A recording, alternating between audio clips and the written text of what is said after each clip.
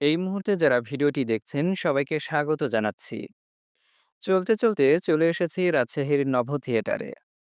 এখানে চলছে রাজশাহীর নভ থিয়েটার আয়োজিত অ্যাস্ট্রো বিজ্ঞান মেলা। স্কুল কলেজের শিক্ষার্থীরা তারা তাদের উদ্ভাবিত সায়েন্টিফিক ইনোভেশন উপস্থাপন করবে এই মেলায়। চলুন আমরা শিক্ষার্থীদের সায়েন্টিফিক ইনোভেশনগুলো ঘুরে ঘুরে দেখে আসি। পাশাপাশি বিজ্ঞান মেলা সম্পর্কে কিছু তথ্য জেনে নিই। American institute of the city of new York নামে একটি নাগরিক সংস্থার পৃষ্ঠপোষকতায় ১৯৩০ সালে আমেরিকার নিউ ইয়র্ক সিটিতে বিজ্ঞান মেলা শুরু হয়। এরপর থেকে বিশ্বের বিভিন্ন দেশে আঞ্চলিকভাবে বিজ্ঞান মেলার আয়োজন করা হয়ে থাকে। বর্তমানে আন্তর্জাতিকভাবেও বিজ্ঞান মেলা আয়োজিত হচ্ছে। বিজ্ঞান মেলা আসলে কি? মূলত যে মেলায় বিজ্ঞানের নতুন নতুন আবিষ্কারের বিষয়গুলো উপস্থাপন করা হয় এবং বিভিন্ন স্থানীয় ক্ষুদে বিজ্ঞানীদের তৈরি প্রযুক্তির প্রদর্শনী করা হয় তাকেই বিজ্ঞান মেলা বলে।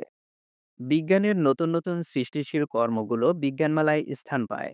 বিজ্ঞানের এই সৃষ্টিগুলোর সাথে মানুষের পরিচয় করিয়ে দেওয়ার জন্যই বিজ্ঞান মেলার আয়োজন করা হয়।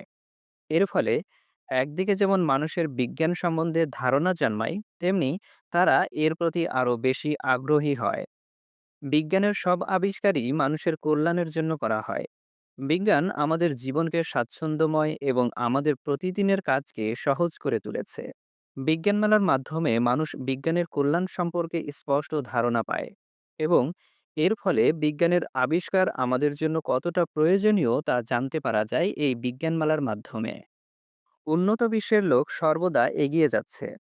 এই এগিয়ে যাওয়ার পেছনে সবচেয়ে গুরুত্বপূর্ণ ভূমিকা হলো বিজ্ঞানের। এর দ্বারা মানুষ খুব অল্প সময়ে অধিক কাজ সম্পাদন করতে সক্ষম, যার ফলে তারা দ্রুত এগিয়ে যাচ্ছে।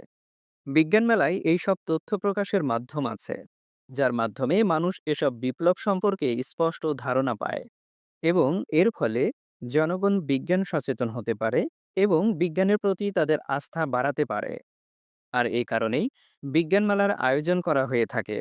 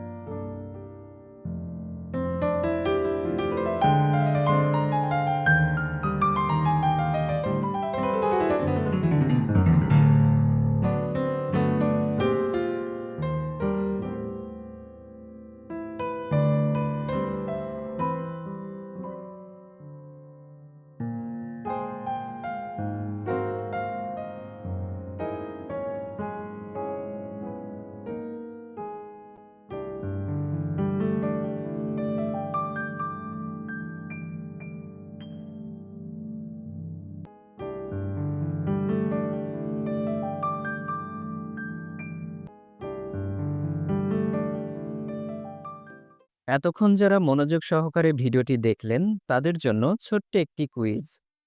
বলুন দেখি, প্রথম কবে এবং কোথায় বিজ্ঞান মেলা অনুষ্ঠিত হয়েছে? কুইজের উত্তর কমেন্ট বক্সে জানিয়ে দিন।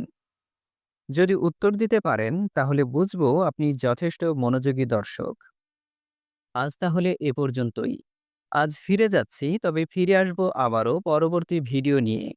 ততক্ষণ পর্যন্ত সবাই ভালো থাকুন, সুস্থ থাকুন।